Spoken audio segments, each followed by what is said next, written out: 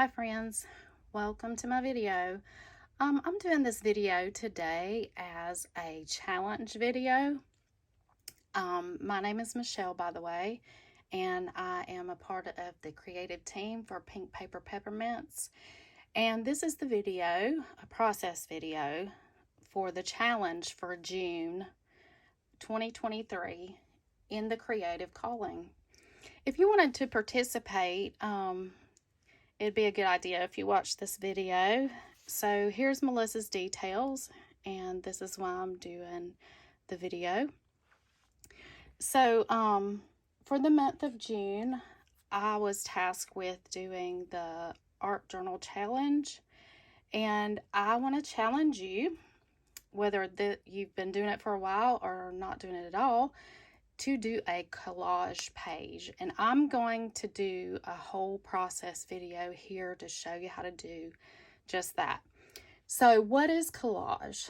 The definition of collage is a piece of art made by sticking various different materials such as photographs and pieces of paper or fabric to a backing.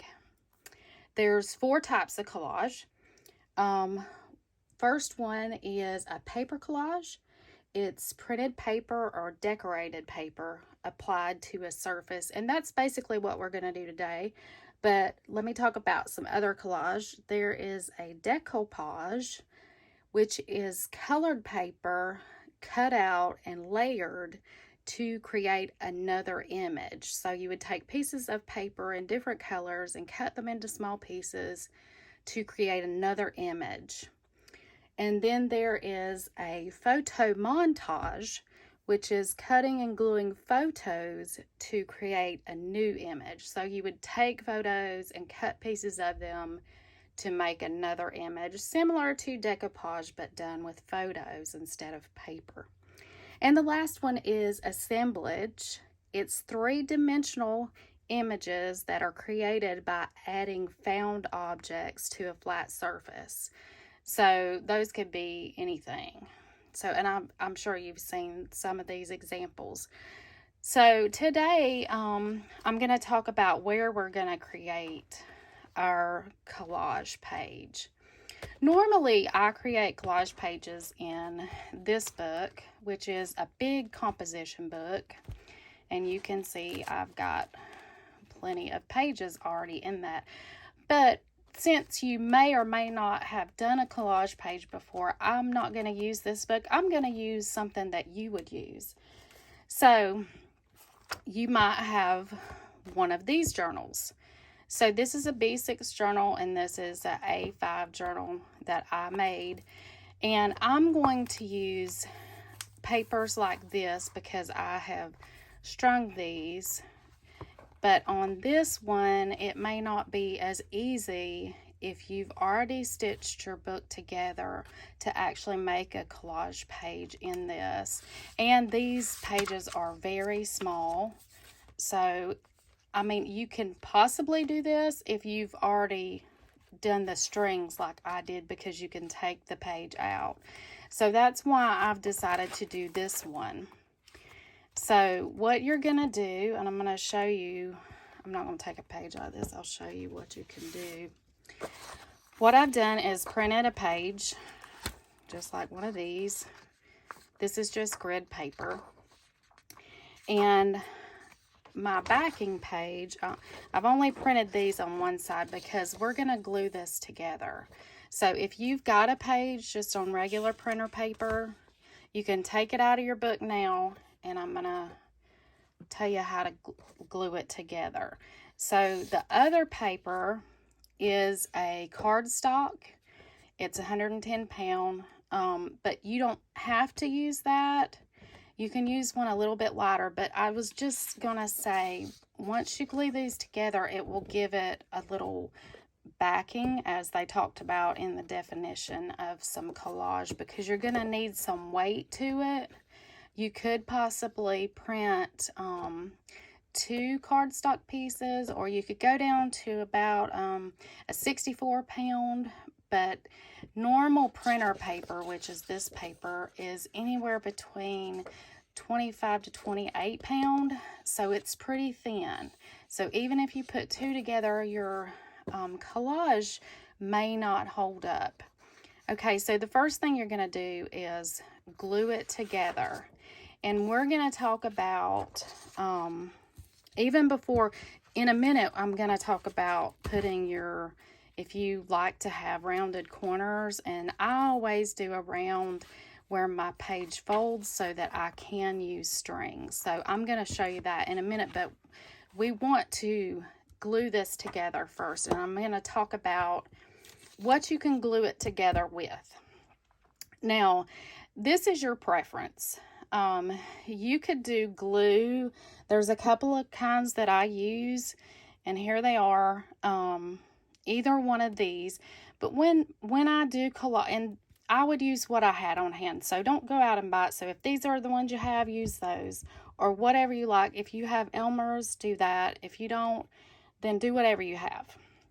But my favorite way to glue pages together is this medium, which is by Ranger, and it's multi-matte medium, and you can actually glue the papers that we're going to collage on top.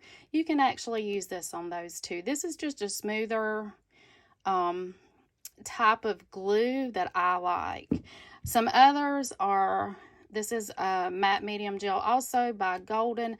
I'm not fond of this one. It's a little bumpy, but I do use it every once in a while. And it might work well if you decide to do the two pieces of cardstock. It might work well with that. I just know that it makes my paper pretty bumpy if I just use it with printer paper. So another one you might have, you can get these at the dollar store, is Mod Podge. This will also glue these papers together. It's pretty smooth, but it is a thinner medium than this one. So just whatever you want to use. So I'm going to give you a chance to do that. So you're going to glue these two papers together, and I'll be right back. Okay, as you can see, I've glued my paper together, the two layers. And I think I'm going to let this one be the one that I work on. I've already clipped my corners. And I know you'll see a few bubbles and creases. And this is just part of the process. If you don't really like that, you have to be very careful about how you line your paper up and what kind of glue that you're using. It doesn't really bother me because I'm used to working in this book, and these pages are very thin and they wrinkle a lot. And I have a tendency to, since this has lines on it, to put some gesso on it to cover it up, white gesso to cover the lines up. Sometimes I do and sometimes I don't. But let's talk your bottom layer, which will be your papers. And if you've never done collage before, Melissa has given a cheat, or what I would call a cheat. She designed these papers not long after she started the Clip and Collage collection, and this is number 1. And this happens to be the pink one. There's also a blue one that looks a little bit different than this. Okay, and you're saying, but these are not the size of my books, because this is the standard size and this is the B6. I'm using A5, so she also made the 8.5 by 11 piece, so you can actually use this. And I'm gonna show you in this book what that looks like, because you may not have seen one before. If I can find it, I know it's here. Oh, and here's some of the smaller. This was a B6 size, so if you wanted to add under it, you could do that. So that's a good way. If you've never done this, this is a good way to start out. Okay, so what I did was basically take the 8.5 by 11 and I just ripped it down so it would fit on this piece of notebook paper. I did ink my edges. This is in a gray. I'm not sure which color it is, but I normally use Vintage Photo, and that's a brown. So, but you can ink the edges or don't ink the edges. Now, this is the part that's printed, but I did spray some paint in the background that kind of matched this paint. And then I added a journaling card over here that already had scripture. I really like to have scripture in my journals, and especially in my collage pages. It just gives it another element. I added a bit of lace and then a paper rose that I bought from somewhere. I don't remember where. And on this side, the same applies. This is tissue paper, brown tissue paper that I'd sprayed. Well, actually, it's overspray, so it was from something else, and I ripped it and put it up there. And again, I believe I used decoupage on this. Sometimes I use this one in this book, but I usually use decoupage because it's a thinner. It's more like a Elmer's. There's some more of that tissue, but then this was another card, a journaling card, and I actually did 2 of them because this is what's printed on this card, but I did 2 and cut the butterfly out so I could bump him up and he would look 3D. So that's one way. If you've never done collage, that's an easy way to do it. But if you want to do it the way I do it, I first pick some papers, and you'll need some with visual interest. You can go with florals, and I'm probably going to use this piece here, and I'll pull it out. This kind of looks like linen. It's a journal page, because you can see that, but we're going to tear this up. Here's another one that's printed, and you can tear this apart. These are just, and I would suggest go ahead and the papers that you're going to collage on top of your base, just be regular printer paper because it's easier to tear. I have done typewriter paper, which is it's similar to onion skin. It's very thin. You can do tracing paper if you can get it to go through your printer. I put all types of things through my printer. I probably shouldn't. And just a disclaimer, I can't help it if it tears up your printer. So this is another sheet. I may use some of that. This one's similar to the other. She's added some visual interest here, so we may pull some of this off. All right, but you're going to pick your papers, and you can do one side of the paper or you can do the full page spread. And I'm going to do a full page spread. And to keep you from having to watch me tear paper, I'll be right back. Okay, now that I have my papers torn in the way that I want them, I'm going to ink them up. And the way that I do that is I just use the Vintage Photo by Tim Holtz. And I have a little brush or a sponge on the bottom of this. But you can use whatever you have. Sometimes people use different brushes or sponges to do this. I've used a makeup sponge, but use whatever you have. If you don't like this distressed or vintage look, then by all means you can skip this step and go right to gluing all your things together. You're going to need to go ahead and get your ephemera out and distress it the way you want it, and also your little pieces. And if I try to use at least one fabric thing. It may be something like this, or it may be a piece of torn fabric, just whatever you have on hand that you want to put in your book. Okay, I'll be right back. Okay, I want to talk just a second about paper placement. Since I'm doing the full spread, I have to be aware of what visual interest is where. You probably figured out by now this was going to be my focal point, was the patterned paper with the roses on it. I think I'm going to do it kind of sideways so that it will still be center point, but then I'm going to move most of my ephemera over to the side point. So when you open the page, which I know this is not done, but when your book is closed and you open the page, not only is this your center focal point, but then your eye is drawn to here. So I would have this here, and then we're going to put some different interests over here. And I'm not sure how I'm going to do this just yet, but what I do is sometimes I lay down my ephemera and then I might take a photo to see if I like the placement of everything before I decide to glue it. So I'm not sure about this piece either, and you can put this down, take your photo and look at it, or you can just kind of look at it here without taking the photo and then just swap some things out or add some things in. I do have these are little like pearlescent things that are like sticky things, but I'll probably add some of these somewhere else in here also.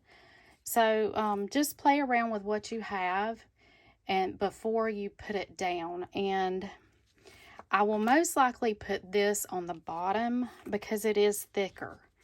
So, and then I will take this and pop it up with foam tape. So you'll need something, if you're, depending on how thick your lace or whatever fabric element that you want, or if you want a fabric element, like I said, you could do all this with paper.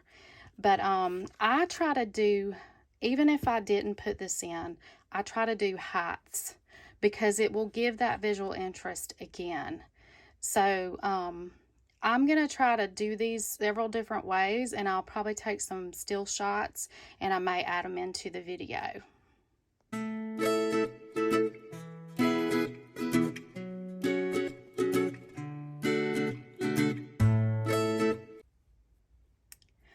Okay, friends, our page is done. We have all of our elements glued down.